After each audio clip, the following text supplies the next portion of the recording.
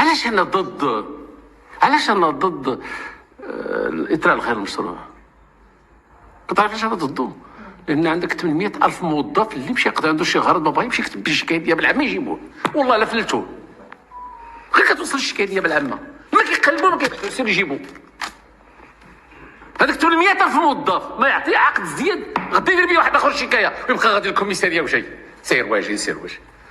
ما هي الضمانات اللي عند الموظف اللي مسؤول انه غادي يدير بيه واحد الشكايه ما يمسوش؟ عطيني غير ضمانه وحده، ما عندوش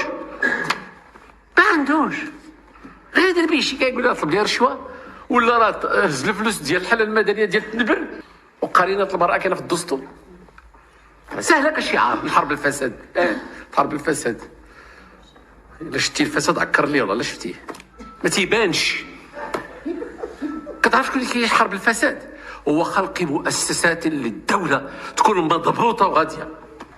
بغيتوا تحاربوا الفساد حينما تضبط النصوص القانونيه والمساطير. ما يزهقش الواحد وسير قلب انت على الفساد. اما غير نرفع شعار ويجي لي واحد يدير تقرير يقول لك راه الفساد في المغرب كيوصل 50 مليار درهم. حنا كنشوفوا بعدا شي 50 مليار درهم، هذوك يجدوا 5 هذو الفساد يوصل 50 مليار درهم.